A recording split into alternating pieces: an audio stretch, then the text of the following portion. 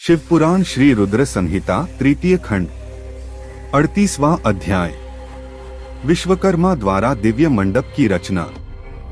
ब्रह्मा जी बोले हैं मुनिश्रेष्ठ नारद, शैलराज हिमालय ने अपने नगर को बारात के स्वागत के लिए विभिन्न प्रकार से सजाना शुरू कर दिया।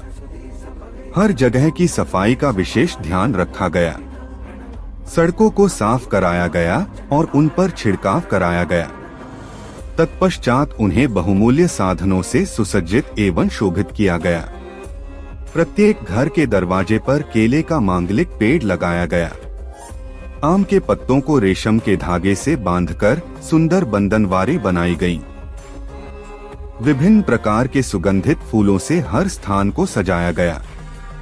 सुंदर तोरणों से घर को शोभायमान किया गया। चारों ओर का वातावरण अत्यंत सुगंधित था। वहां का दृश्य दिव्य और अलौकिक था। विश्वकर्मा को गिरिराज हिमालय ने आदर पूर्वक बुलवाया और उन्हें एक दिव्य मंडप की रचना करने को कहा। वह मंडप 10,000 योजन लंबा और चौड़ा था। वह दिव्य मंडप 40,000 कोस के विस्तृत क्षेत्र में फैला हुआ था। विश्वकर्मा, जो कि देवताओं के शिल्पी कहे जाते हैं, ने इस उत्तम मंडप की रचना करके अपनी कुशलता एवं निपुणता का परिचय दिया। यह मंडप अद्भुत जान पड़ता था। उस मंडप में अनेकों प्रकार के स्थावर, जंगम पुष्प तथा स्त्री पुरुषों की मूर्तियां बनाई गई थीं, जो कि इतनी सुंदर थीं कि यह निश्चय कर पाना कठिन था कि कौन ज्यादा सुंदर एवं मनोरम है। वहां जल में थल तथा थल में जल दिखाई दे रहा था।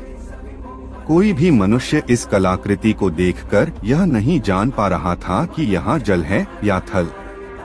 विभिन्न प्रकार के जानवरों की कलाकृतियां जीवंत बनाई गई थीं।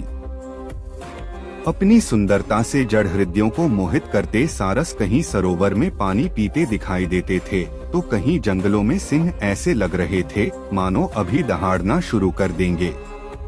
नृत्य करने की मुद्रा में बनाई गई स्त्री पुरुषों की मूर्तियों को देखकर ऐसा लगता था मानो वाकई नर नारी नृत्य कर रहे हों।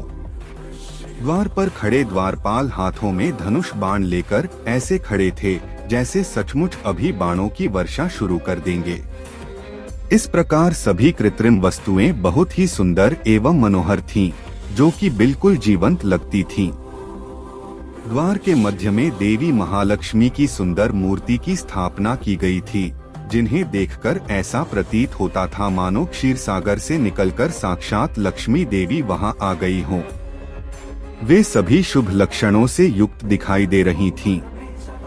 मंडप में विभिन्न स्थानों पर हाथियों की कलाकृतियां भी बनाई गई थी। कई स्थानों पर घोड़े घुड़सवारों सहित खड़े थे, तो कहीं सुंदर अद्भुत दिव्य रथ जिन पर सफेद अश्रु जुटे हुए थे। मंडप के मुख्य द्वार पर नंदीश्वर, जो कि शिवजी की सवारी हैं, की मूर्ति बनाई गई थी, जो कि स्फटिक मणि के समान चमक रही थी। उसके ऊपर दिव्य पुष्पक विमान की रचना की गई थी, जिसे पल्लवों और सफेद चामरों से सजाया गया था। विश्वकर्मा द्वारा समस्त देवताओं की भी प्रतिमूर्ति की रचना की गई थी, जो कि हूबहू वास्तविक देवताओं से मिलती थी।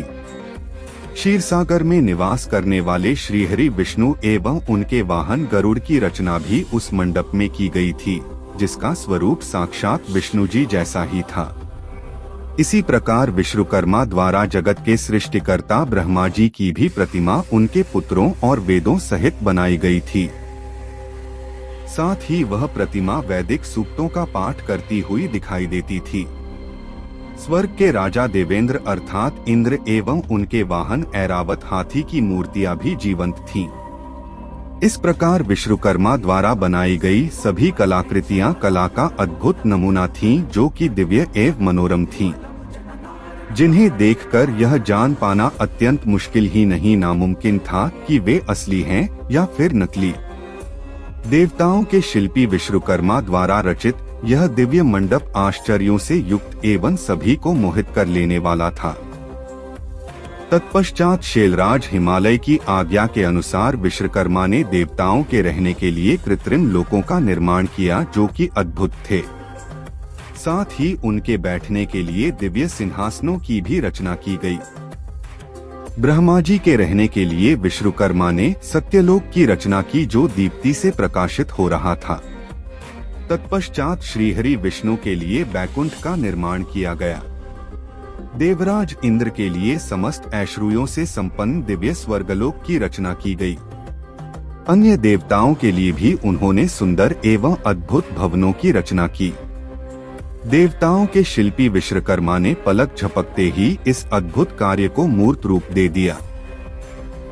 सभी देवताओं के रहने हेतु उनके दिव्य लोकों जैसे कृत्रिम लोकों का निर्माण करने के पश्चात विश्वकर्मा ने भक्तवत्सल भगवान शिव के ठहरने हेतु एक सुंदर, मनोरम एवं अद्भुत घर का निर्माण किया।